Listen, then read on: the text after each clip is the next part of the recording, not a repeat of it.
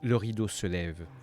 Nous sommes le 6 septembre 1971, il est 13h20 et c'est la rentrée sur le campus de l'université Miskatonic. Des esprits anciens, des âmes perdues, les ombres de mondes brisés et oubliés se sont rassemblés pour observer et pour juger. Car quelque chose se prépare, quelque chose qui n'a pas encore de nom, mais dont vous êtes les acteurs et les spectateurs, mais aussi les juges, les coupables et les victimes.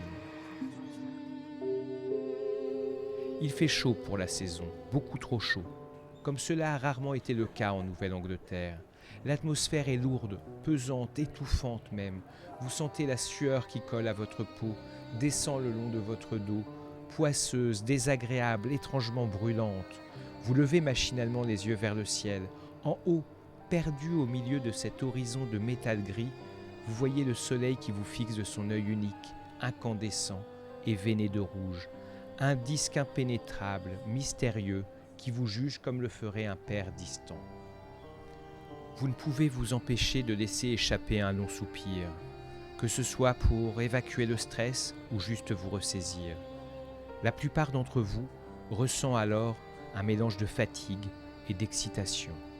Peut-être à cause du long trajet que vous avez entrepris pour rejoindre Arkham, ou peut-être est-ce le fait de ces dernières nuits, agitées et constellées de cauchemars dont vous ne gardez aucun souvenir, si ce n'est une sensation de malaise tenace.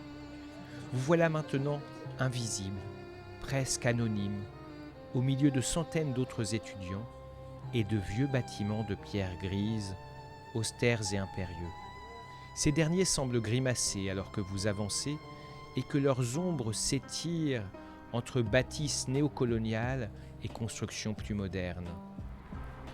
Si vous avez remonté Mars Street depuis les quartiers industriels et populaires du même nom, vous avez dû vous garer un peu à l'écart du campus sur un vaste parking presque vide.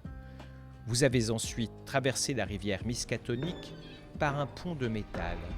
En contrebas, des eaux grises et opaques à travers lesquelles vous ne distinguiez rien. De l'autre côté, une demeure massive et inquiétante.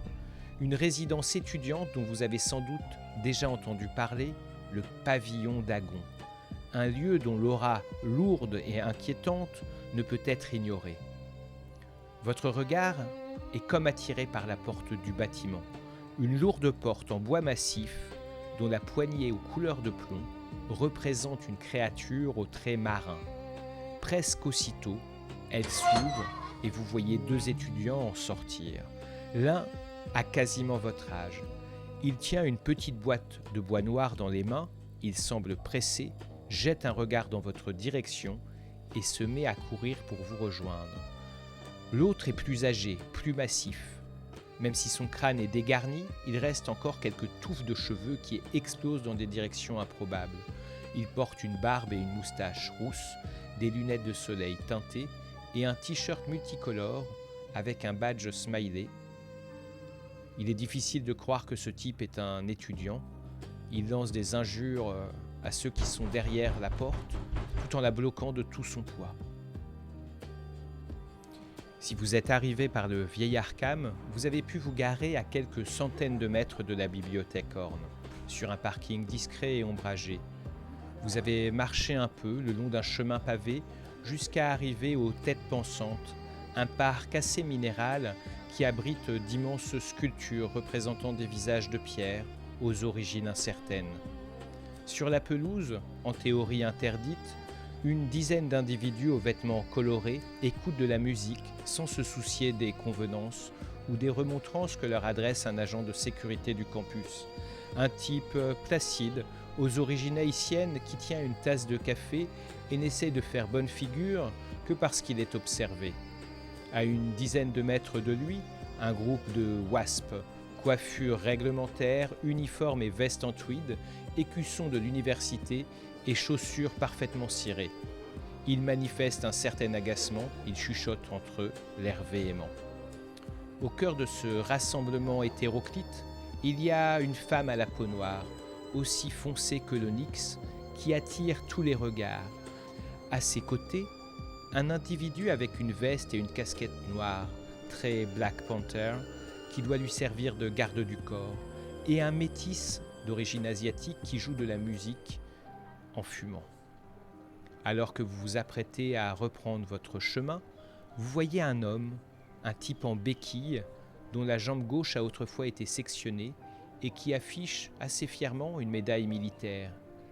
Il quitte le groupe d'observateurs pour se mêler à la conversation, prêt à en découdre.